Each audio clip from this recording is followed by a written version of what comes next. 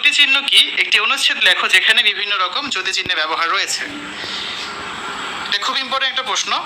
আমরা কথা বলার সময় মাঝে মাঝে থামি, এই থামার মাধ্যমে কথার অর্থ স্পষ্ট হয়। কথাকে লিখিত রূপ দেওয়ার সময় এই থামা বোঝানোর জন্য কিছু সংকেত ব্যবহার করা হয়।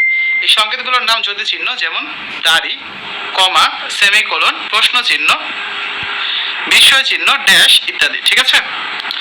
কোনো কোনো যদি চিহ্ন কণ্ঠস্বরে ওঠানামাকে নির্দেশ করে, যেমন প্রশ্ন চিহ্ন, বিস্ময় চিহ্ন। উদাহরণ দেখো, তুমি উট পাখি দেখেছো?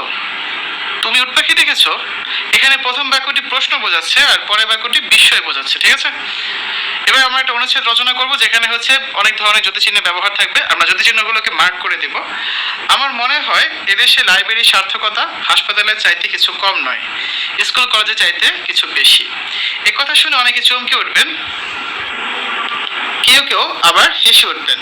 কিন্তু আমি জানি আমি রসিকতা করছি না, অদ্ভুত কথাও বলছি না। যদিও এই বিষয়ে লোকমত যে আমার মতের সমরেখে চলে না, সে বিষয়ে আমি সম্পূর্ণ সচেতন। বই পড়া যে ভালো তা কে না জানে। ওগো আল্লাহ, আমায় দয়া করুন। ঠিক আছে? আমরা হচ্ছে একটা অনুচ্ছেদ রচনা করলাম যেখানে দেখো দাড়ি, কমা, সেমিকোলন, তারপর প্রশ্নবোধক চিহ্ন, উদ্ধৃতি চিহ্ন, আশ্চর্য চিহ্ন সবকিছুর ব্যবহারই রয়েছে। তারপর দেখো প্রশ্ন 2 আমরা আরেকটা একক কাজ রেখেছি। এটা অতটা ইম্পর্টেন্ট না, তবে তোমাদের পড়তে হবে। গঠন অনুযায়ী বাংলা বাক্যকে কত ভাগে ভাগ করা যায় ও কি কি? গঠন অনুযায়ী বাংলা বাক্যকে 3 ভাগে ভাগ করা যায়, যথা সরল বাক্য, জটিল বাক্য এবং হচ্ছে যৌগিক বাক্য। সরল বাক্য, যেসব বাক্যে কেবল একটি সমাপিকা ক্রিয়া থাকে সেগুলো হচ্ছে সরল বাক্য। যেমন শফিক বল খেলে, তুমি খেলে আমি খুশি হব। জটিল বাক্য হচ্ছে কি? যেসব বাক্যের একটি অংশ অন্য অংশের সাহায্য ছাড়া পুরোপুরি অর্থ প্রকাশ করতে পারে না, সেসব বাক্যকে জটিল বাক্য বলে। জটিল বাক্যের দুটি অংশ কিছু জোড়া শব্দ দিয়ে পরস্পর যুক্ত থাকে, যেমন যে সে, যিনি তিনি, যারা তারা, যদি তবে, যেহেতু সেহেতু, যখন তখন, যত তত ইত্যাদি। উদাহরণ দেখো, যে ছেলেটি গতকাল এসেছিল সে আমার ভাই, যখন বৃষ্টি নামলো তখন আমরা দৌড় দিলাম। যৌগিক বাক্য, একাধিক বাক্য যখন যোজক দিয়ে যুক্ত হয়ে একটি বাক্যে পরিণত হয় তখন তাকে যৌগিক বাক্য বলে। যৌগিক বাক্যে একাধিক সমাপিকা ক্রিয়া থাকে। উদাহরণ, সীমা বই পড়ছে আর হাবিব ঘর গুছাচ্ছে। এখানে সীমা বই পড়ছে একটি বাক্য, হাবিব ঘর গুছাচ্ছে আরেকটি বাক্য। বাক্য দুটি আর যোজক দিয়ে যুক্ত হয়েছে। এখানে সমাপিকা ক্রিয়া দুটি হচ্ছে পড়ছে এবং গুছাচ্ছে। তারপর দেখো প্রশ্ন 3 আমরা একটা জোড়ায় কাজ রেখেছি। জোড়ায় আলোচনা করে কোন একটি বিষয় নিয়ে 100 শব্দের মধ্যে একটি অনুচ্ছেদ লেখো। লেখা হয়ে গেলে সমাস প্রক্রিয়ায় গঠিত শব্দগুলোর নিচে দাগ দাও। ঠিক আছে? আমরা হচ্ছে এখানে ব্র্যাকেট দিয়ে দেখিয়েছি, আবার দাগ দিয়ে দেখাবো। ইসলাম শব্দের অর্থ আত্মসমর্পণ করা, মেনে চলা, আনুগত্য করা ইত্যাদি। আল্লাহ রাব্বুল আলামিনের পক্ষ থেকে বিশ্বনবী হযরত মুহাম্মদ সাল্লাল্লাহু আলাইহি সাল্লাম যে শাশ্বত জীবন বিধান নিয়ে এসেছেন তাই ইসলাম। ইসলামের আগমন হয়েছে মানব কল্যাণে এবং মানবতার মুক্তি দিতে।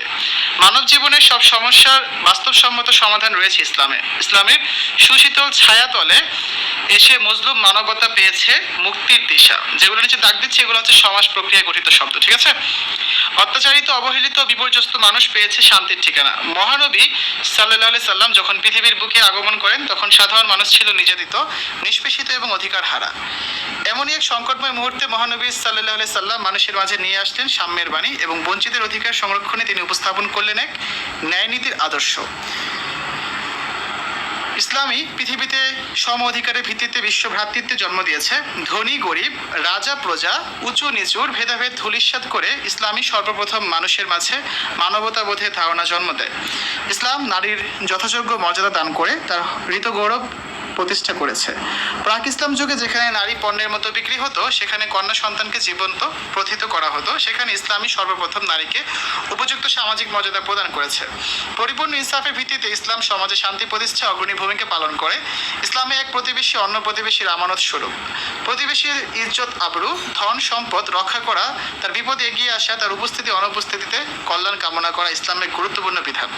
ইসলাম পৃথিবীর বুকে উপহার দিয়েছে কল্যাণ ও শান্তির ধর্ম। মানব জীবনের সব সমস্যার পরিপূর্ণ সমাধান একমাত্র ইসলামই দিয়েছে, বিধায় ইসলাম একটি পরিপূর্ণ জীবন বিধান। ঠিক আছে? এরকম আরেকটা প্রশ্ন থাকতে পারে যে জোড়ায় কাজ, এটা জোড়ায় আলোচনা করে তোমরা হচ্ছে যে কোনো একটা বিষয়ে 100 শব্দের মধ্যে একটা অনুচ্ছেদ লেখো। লেখা হয়ে গেলে উপসর্গের মাধ্যমে গঠিত শব্দগুলো নিচে দাগ দাও। ঠিক আছে? আমাদের কুটির শিল্প দেশে আত্মকর্মসংস্থানে অতীব গুরুত্বপূর্ণ ভূমিকা পালন করে। এটি বাংলাদেশের তৃণমূল পর্যায়ে আত্মকর্মসংস্থানের দ্বার খুলে দেয়। দেশের আর্থিক উন্নয়নের জন্য কুটির শিল্পের প্রতি নজর দেওয়া উচিত। কুটির শিল্প স্থাপনের জন্য বড় ধরনের পুঁজি কিংবা দামি যন্ত্রপাতির কোনো প্রয়োজন হয় না। মোগল আমলের ঢাকার মসলিন এদেশের মানুষের কাছে কুটির শিল্পের সবচেয়ে বড় অবদান। অতীতে বাংলাদেশের অনেক মানুষই কুটির শিল্পের সাথে জড়িত ছিল, কিন্তু বর্তমানে সেই রমরমা কুটির শিল্পের দিন দিন অবনতি হচ্ছে। এখনো কামার, কুমোর, তাঁতি, তাম্রকার, স্বর্ণকার, শঙ্খ ব্যবসায়ী ইত্যাদি আরো অনেকেই কুটির শিল্পের সাথে যুক্ত। বাংলাদেশে বিরাজমান কুটির শিল্পগুলো তরুণদের কর্মসংস্থানের সমস্যা কিছুটা হলেও প্রশমিত করছে। অধিক জনসংখ্যা ভারাক্রান্ত বাংলাদেশকে সামনে এগিয়ে নিতে হলে বিভিন্ন প্রকার কুটির শিল্পের প্রয়োজনীয়তার দিকে জোর দিতে হবে। আমাদের ঐতিহ্যের একটি অবিচ্ছেদ্য অংশ কুটির শিল্প। এই শিল্পের সঙ্গে আমাদের জাতীয় উন্নতি ও সমৃদ্ধি জড়িত। কুটির শিল্প গ্রামীণ অর্থনীতির প্রাণ। কুটির শিল্পের মাধ্যমে বেকার সমস্যা প্রশমন ও দারিদ্র্য হ্রাসে উপকার করে। এটি একটি মাথায় রেখে কুটির শিল্পের পুনরুত্থান ও বিস্তৃতি এখন সময়ের দাবি। প্রশ্ন 5-এ একটা একক কাজ রয়েছে। নিচের অনুচ্ছেদ থেকে ক্রিয়াবাচক শব্দগুলো তালিকা তৈরি করো। কক্সবাজার নামটি এসেছে ক্যাপ্টেন হিরাম কক্সের নাম থেকে। হিরাম কক্স ছিলেন ইস্ট ইন্ডিয়া কোম্পানির একজন অফিসার। এর আগে কক্সবাজারের নাম ছিল পালঙ্কি। হিরাম কক্স 18 শতকের শেষ দিকে পালঙ্কির পরিচালক নিযুক্ত হন। তার মৃত্যুর পর একটি বাজার প্রতিষ্ঠা করা হয়, যার নাম দেওয়া হয় কক্স সাহেবের বাজার। এখানে ক্রিয়াবাচক শব্দ কোনগুলো এসেছে? ছিলেন, ছিল, নিযুক্ত হন, করা হয়, দেওয়া হয়। প্রশ্ন 6, একক কাজ। নিচের অনুচ্ছেদ থেকে বিশেষণ শব্দের তালিকা তৈরি করো। অনুচ্ছেদটা দেখি আমরা। বাংলাদেশের একেবারে দক্ষিণে জেলা কক্সবাজার। পর্যটকদের আকর্ষণের জন্য এখানে রয়েছে পৃথিবীর দীর্ঘতম সমুদ্র সৈকত। প্রতিদিন অসংখ্য দেশি বিদেশি পর্যটক এই সৈকতে বেড়াতে আসেন আর এর সৌন্দর্যে মুগ্ধ হয়ে বলেন, বাহ কি সুন্দর। এখানে বিশেষণ শব্দগুলো হচ্ছে একেবারে, আকর্ষণ, দীর্ঘতম, অসংখ্য, মুগ্ধ, সুন্দর। ঠিক আছে? তো শিক্ষার্থীরা, এই ছিল আমাদের আজকের আলোচনা। এতক্ষণ আমরা দেখলাম সপ্তম শ্রেণী ষান্মাসিক মূল্যায়নের বাংলা যে পরীক্ষাটা হবে তোমাদের 10 জুলাই, তার কিছু একক কাজ, জোড়াই কাজ এবং দলগত কাজের উত্তর।